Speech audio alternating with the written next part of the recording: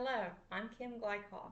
Today we will be talking about mental disorders and the stigma associated with them. Imagine a day when you feel overwhelmed, constantly stressed, unable to focus, and close to breaking down into tears.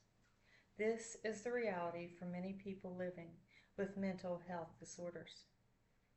These disorders plague our country, and this is why we need to talk openly and honestly today.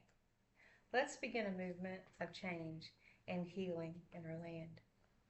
As someone who has personally experienced the impact of mental health challenges, I believe that we must break the silence and the stigma and create a safe place for conversations and healing to take place.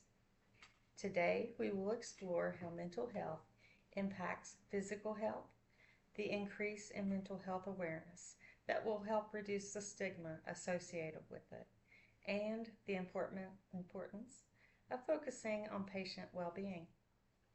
To begin, let's cover the types of mental health disorders that are prevalent in college students. Martin Prince writes an article titled No Health Without Mental Health in the Lancet, volume 370. The most prevalent disorders that affect college students are stress, anxiety, depression, substance abuse, suicidal thoughts, and eating disorders.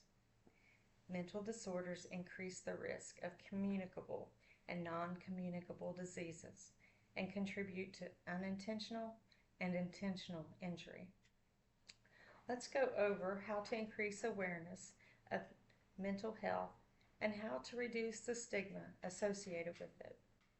Y.R. Shin writes in an article titled Mental Health Education, Awareness, and Stigma Regarding Mental Illness Among College Students in the J. Mental Health Clinic of Psychology.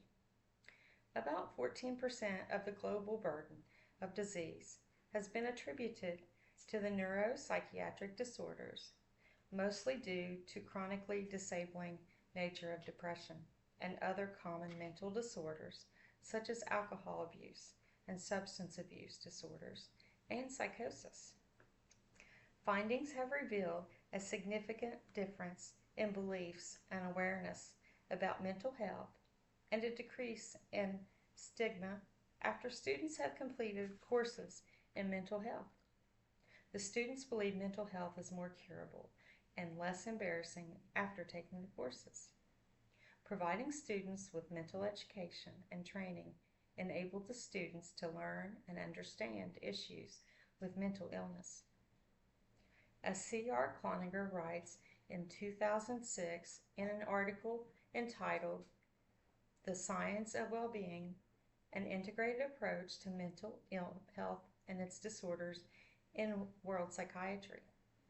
Cloninger proposes a comprehensive model that synthesizes biological, psychological, social, and spiritual methods to enhance mental health and well-being.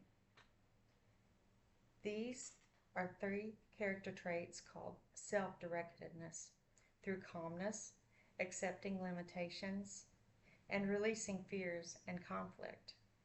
The action of increasing cooperativeness by practicing mindfulness and serving others, as well as developing self-transcendence by raising awareness of perspectives that foster negative emotion and restrict positive experiences. This approach emphasizes the individual's innate potential for resilience and well-being through growth in self-awareness, personal meaning, and constructive interpersonal relationships.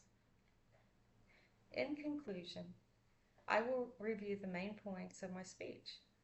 In my speech today, we have taken a closer look at the toll on physical health if mental health is not addressed, and the increase in mental health awareness and the need to reduce stigma associated with it, as well as the focus on patients' well-being.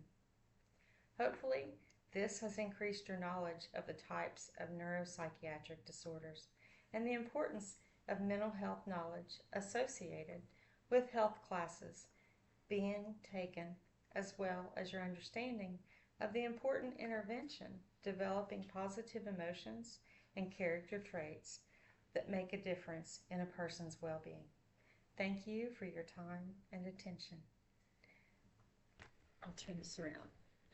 This is Pat, my sister-in-law. This is Carlo, my husband. And this is Chris, my brother-in-law.